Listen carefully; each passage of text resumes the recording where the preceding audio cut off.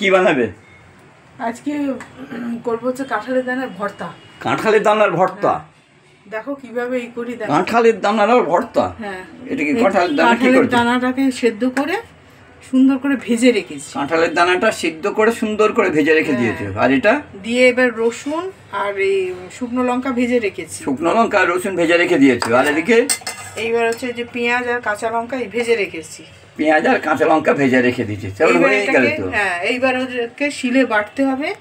তাহলে এই হচ্ছে কাঁঠালের দানা সিদ্ধ করে ভেজে নেওয়া, রসুন আর শুকনো লঙ্কা ভেজে নেওয়া আছে কুচিয়ে, আর এই যে পেঁয়াজ আর কাঁচা লঙ্কা এই ভেজে নেওয়া আছে। এইবার এগুলো কি হবে? এইবার এটা শিলে বাটবো। আচ্ছা, এইবার এটা শিলে বাটবে। শিলে বাটলে কি হয়, এটার টেস্ট আরো বাড়ে। শিলে বাটবে। মিক্সিতে তো দেয়াই যায়, কিন্তু নুন দেয়া আছে। কিন্তু ইয়েতে তোমার কাঁঠালের দানাতে নুন দিয়েছি। কাঁঠালের দানা নুন দিয়ে সেদ্ধ করা? নুন দিয়ে সেদ্ধ করা, তারপরে ভাজার সময় একটু দিয়ে দিয়েছি। দেখা যাক বেটে নেওয়ার পরে কতদূর কি ইয়ে হয়। সবটা দেবো না, অতখানি করে না, অতটা করবো না। খানিকটা ভাজা রেখে দেবো ডালের সঙ্গে খাওয়ার জন্য। আর এইটা পরে করছি। দুটো লোক খাবো এইসব? দুটো লোক না, তিনজনে খাবো। আচ্ছা, তিনজনে খাবো। কত লাগে নাকি? আর কাঁঠালের দানা ভাজা করতে গেলেও একটু যদি সিদ্ধ করে নিয়ে ভাজা করা হয় না, খেতে খুব ভালো লাগে। আর না তো এত দাঁতের জোর লাগে, যেটা আমার দাঁত পড়ে যাওয়ার মতো। এমনিই দাঁত নেই, তারপরে পড়ে গেলেই হয়ে গেল। যা বেটে তারপরে কাঁচা সর্ষের তেল দিয়ে মাখিয়ে। ঠিক আছে, তুমি বাটতে আরম্ভ করে দাও। আমি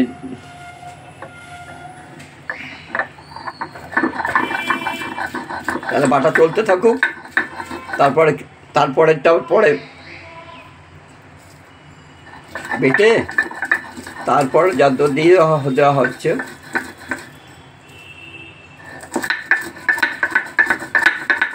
একটু সময় লাগবে এই বাটা হতে চললে আর কি।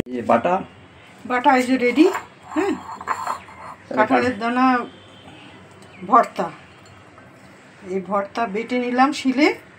বেটে নিয়ে এবার একটু করে দেখলাম যে একটু নুন কম আছে, অল্প একটু নুন দেব। কাঁঠালের দানার ভর্তা। আর তুমি বেগুন ভর্তা, আলু ভর্তা, অমুক ভর্তা, তমুক ভর্তা খেয়েছি।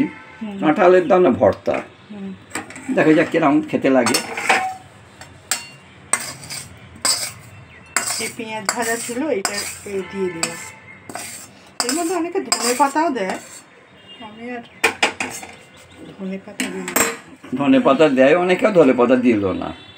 কারণ অনেকে ভালোবাসে ওর ফ্লেভারটা, মানে গন্ধটা, আবার অনেকে ভালোবাসে না। আর ভালো যদি সর্ষের তেল দিয়ে, কাঁচা সর্ষের তেল ভালো যদি হয়, সেটা দিয়ে একটু মেখে নিলে তো কোনো কথাই হবে না।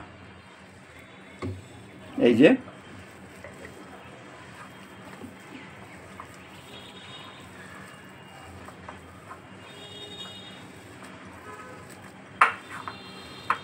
ভর্তা রেডি।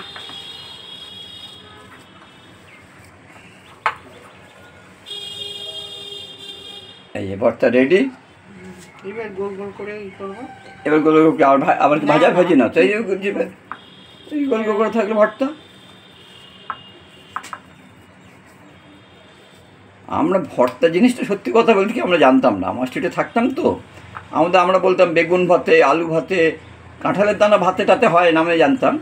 বেগুন আলু ভাতে, ঢেঁড়স ভাতে, ওল ভাতে করে জানতাম। হঠাৎ এখন দেখছি কাঁঠালের দানা ভর্তা, চিংড়ি মাছের ভর্তা, ইলিশ মাছের ভর্তা, রুই মাছের ভর্তা, এখন কত কী নাম শুনি।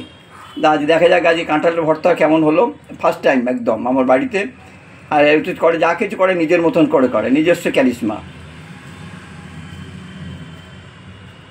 একদম নিজের রেসিপি ঠিক করে নিজের মতন তৈরি করে। এই হচ্ছে কাঁঠালের ভর্তা রেডি। বাড়িতে সবাই একটু করে ট্রাই করে দেখবেন, হয়ে যাবে, খুব ইজি তো। নমস্কার।